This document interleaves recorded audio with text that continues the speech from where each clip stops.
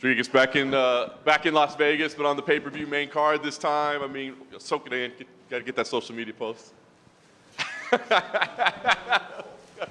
That one is for the personal use only.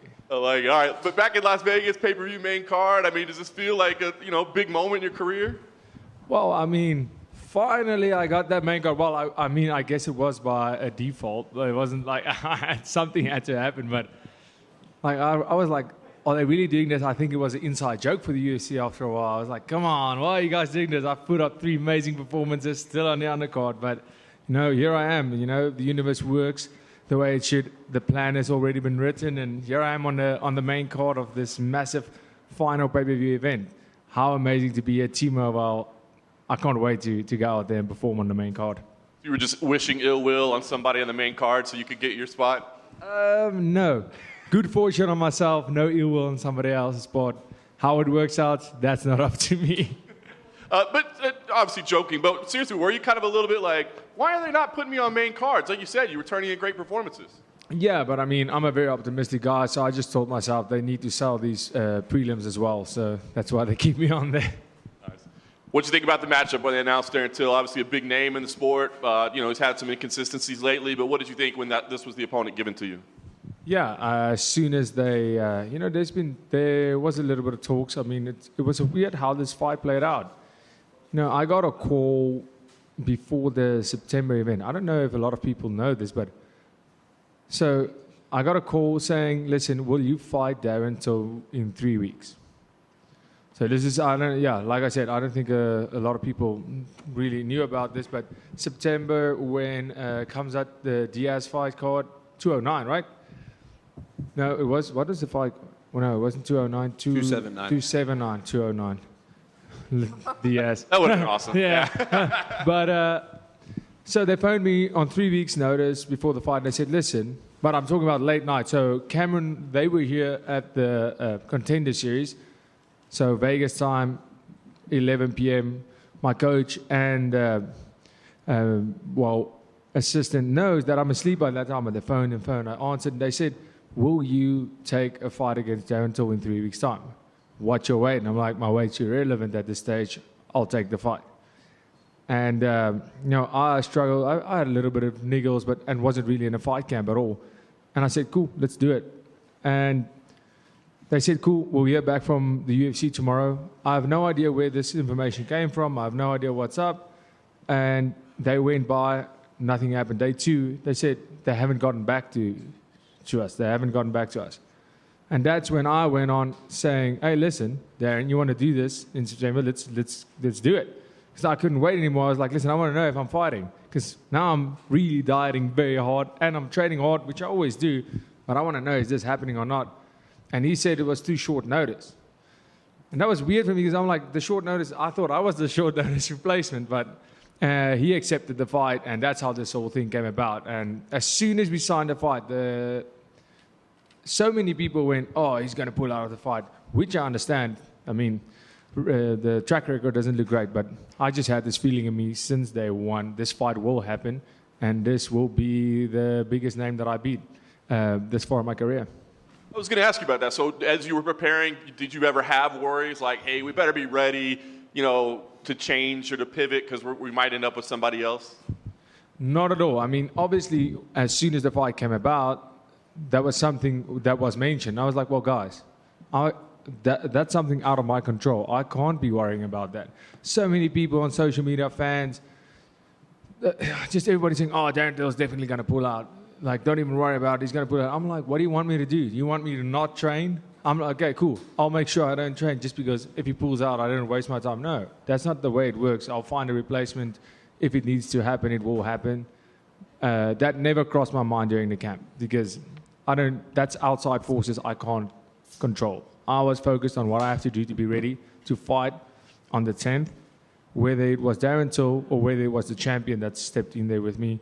I was ready for whoever, whenever, on that date. Nice. Last thing for me, as you said, biggest name, big opportunity here, a victory. What do you feel like you deserve? Because it feels like it has been a little bit of a slow play despite what you've been accomplishing. So do you feel like this is the moment people recognize you as a legitimate contender and they're talking about you in that way? I think firstly, this will be the moment where everybody gets my name right. But this is a big step up. I think this is where I wouldn't have gotten this opportunity if they didn't think I was ready. I know I'm ready, and this is, like you said, this is the one fight, like the previous one, that was a big step up for me. This is the next step. This is the next step towards becoming the champion and fighting the best of the division. Darren Till being one of the best, being absent for a while, not at his best of performance, but it's still Darren Till, and we've seen him show up and being one of the best fighters in the world and showing up and being one of the worst. I prepped for the best Darren Till we've ever seen. I've prepped for a Darren Till that would beat the best Darren Till we've seen before. And this fight will prove that I'm not only ready, but I'm something to be worried about when it comes to the top dogs of the division. Dricus in front, right here. How do people pronounce your name wrong? What are they saying? Well, Dricus Du Plessis,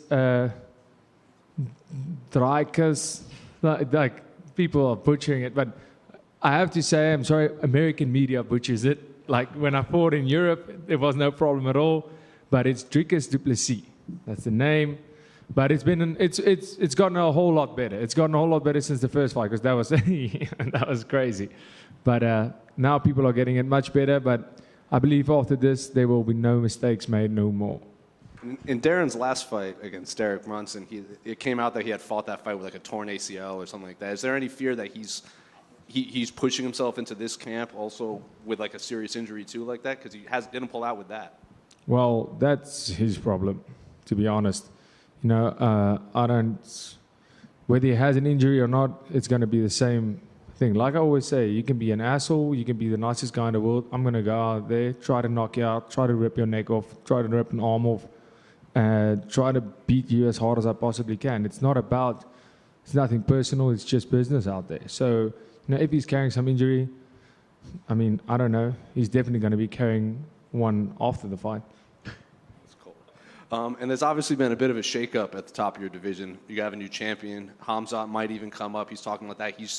Alex Barrera said he'd fight Hamzat at 205 in Brazil. So what do you make of the new champion and all of this new addition at the top? If Hamzat is such a badass, I'll fight anyone, every time, any weight. Why didn't he just fight the champ at 205? You know what I'm saying? So, that's a big relevance game that he's playing, even though he is a very relevant guy in the UFC at the moment.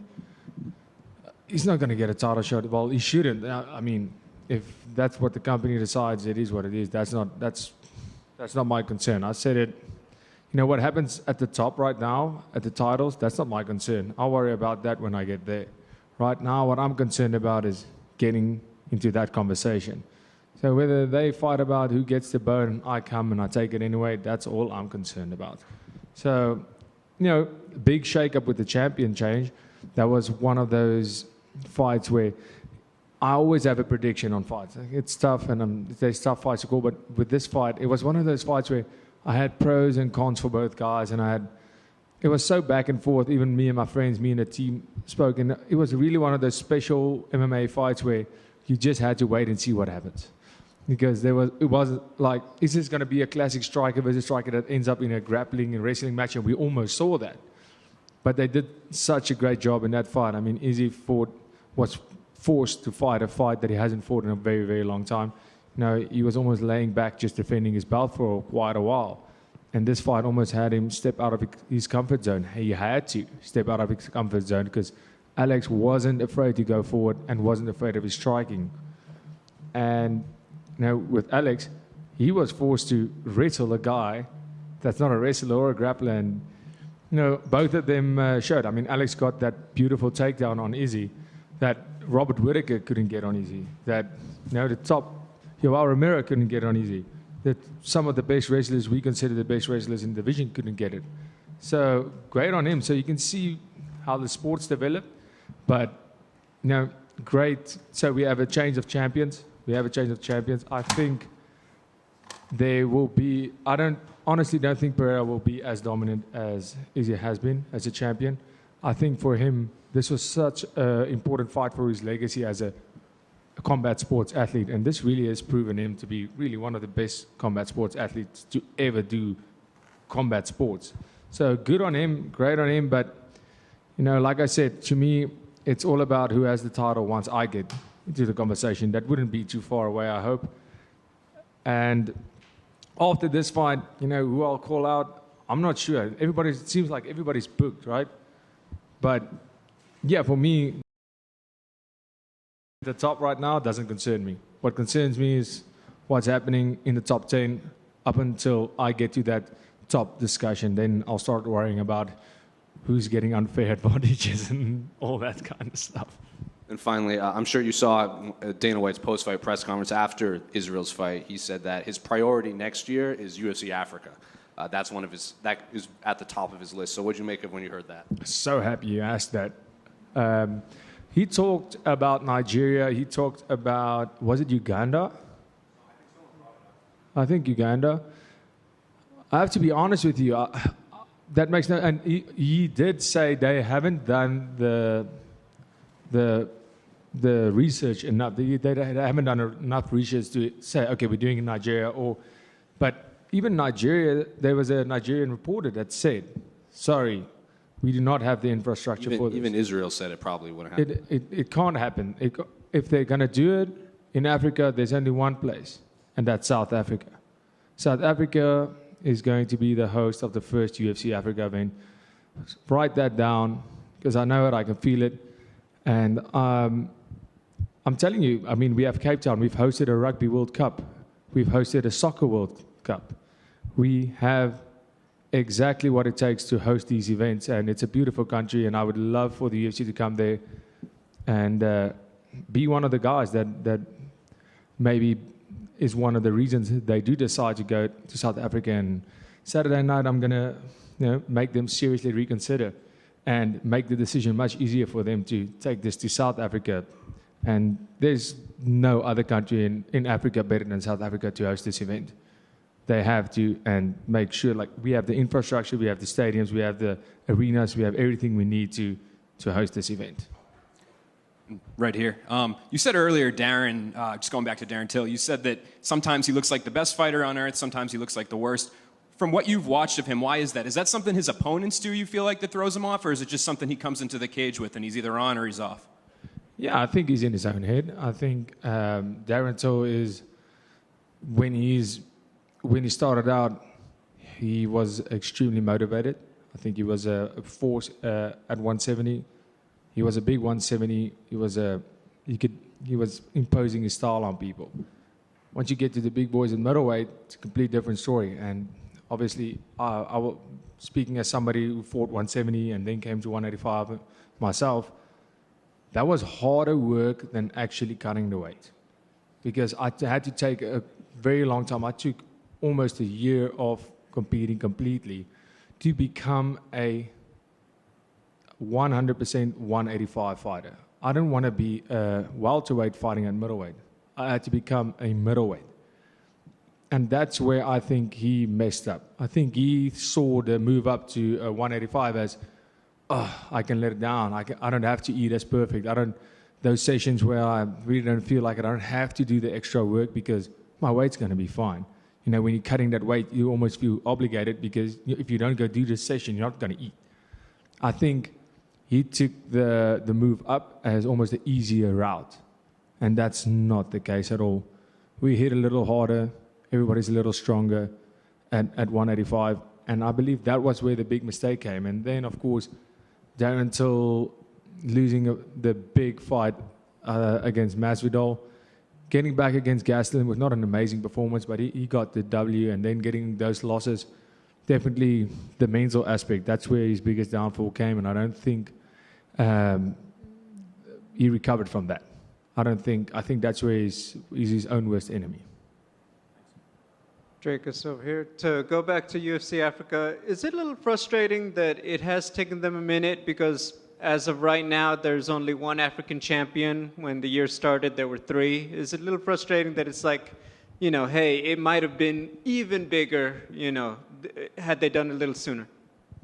No. Next year, we'll have an African champion residing in Africa, so that's going to be amazing. Hey, Dricus.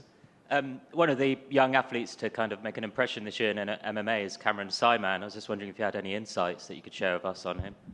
Yeah, I wasn't surprised at all. You know, he went out there and he did what he does. I mean, the kid's he's amazing. I trained with him. So how our relationship started, he was 13, turning 14. I was 20, turning 21. When we first met, he walked into the gym. We weren't really a commercial gym at all then, CIT. And he wanted to train, and I said, but there was some circumstance. He said, cool, he wants some private lessons, but he wants to train with me specifically. And I said, cool, I'll do an hour twice a week. And it was almost like, you know, after recovery, I didn't want to give this session. And after the first day, giving him some instructions, I could see this guy, like, he did what he had to. He went home and he worked on it second. And then we started prepping for, I started coaching him. After like 2 months, we started prepping for the national championship, K1 kickboxing national championships. Got second place the year after that. So now he's 15 years old. He got first place. And at 16, you're allowed to legally fight amateur MMA in South Africa. And we started prepping for his first fight. He went 6-0. Then he went over to seniors at 18, became a champ there, and then we moved him up to the pro team, where he trained. I'm not coaching him. Now we are training partners. And he's always been like, you know, that's why I saw him. I saw a lot of myself in him, that nothing else in the world really mattered than becoming a champion in MMA. The same with me. That is my life goal. That is my life's purpose. And the same with him.